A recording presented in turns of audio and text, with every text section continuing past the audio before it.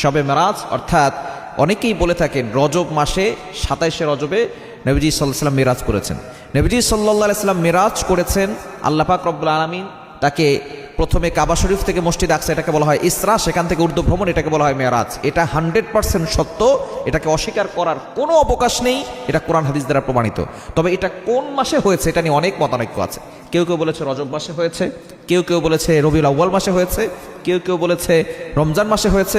প্রায় 20টিরও অধিক অভিমত রয়েছে এই মেরাজ সম্পর্কে, যে কবে এই মেরাজটি হয়েছে। আমরা অনেকেই শবে মেরাজ উপলক্ষে রোজা রাখি, বিশেষ করে 27শে রাতে আমরা অনেকেই অনেক ধরনের নামাজ পড়ি। কেউ কেউ বলে যে 20 রাকাত নামাজ পড়তে হবে, কেউ বলে যে 27 রাকাত নামাজ পড়তে হবে, কেউ বলে এত রাকাত নামাজ পড়তে হবে, আবার অনেকে সূরা বানী ইসরাইল দিয়ে নামাজ পড়তে চায়, আবার অনেকে সূরা ইখলাস 100 বার পরে নামাজ পড়ে। এই নিয়মগুলো আমাদের জানতে হবে।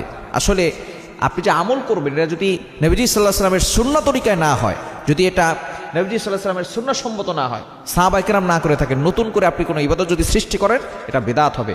এবং কুল্লু বিদআতিন দলালাতিন ফিন্নার, এই প্রত্যেকটা বেদাতি মানুষকে পথভ্রষ্টতা জাহান্নামে নিয়ে যাবে। এজন্য এই পথভ্রষ্টতা থেকে আমাদেরকে বাঁচতে হবে।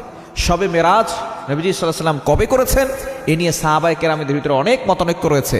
যদি এই সময় রাসূল সাল্লাল্লাহু আলাইহি ওয়াসাল্লাম মেরাজ থেকে আসার পরে তিনি ইবাদত করতেন তাহলে এটা সাহাবায়ে কেরামদের মনে থাকতো।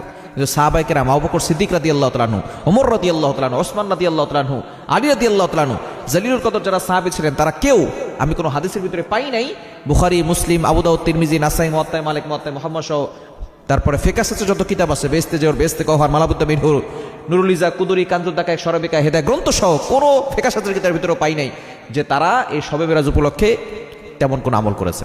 তারা এই দিন উপলক্ষে কোনো আমল করেন নাই, কোনো রোজাও শবে মেরাজ উপলক্ষে নাই, এবং নির্ধারিত কোনো নামাজও নাই, নির্ধারিত কোনো রোজাও নাই। হ্যাঁ, রজব মাসে আপনি গুনাহ ছাড়তে হবে এবং রমজানের জন্য প্রস্তুতি নিয়ে আপনি নফল রোজা বেশি বেশি রাখতে পারেন, বিশেষ করে আইয়ামে বীজের রোজা 13, 14, 15 রাখতে পারেন, এবং প্রত্যেক সপ্তাহের সোমবার, বৃহস্পতিবার রাসূল সাল্লাল্লাহু আলাইহি ওয়াসাল্লাম রোজা রাখতেন, এই দিনে আপনি রোজা রাখতে পারেন।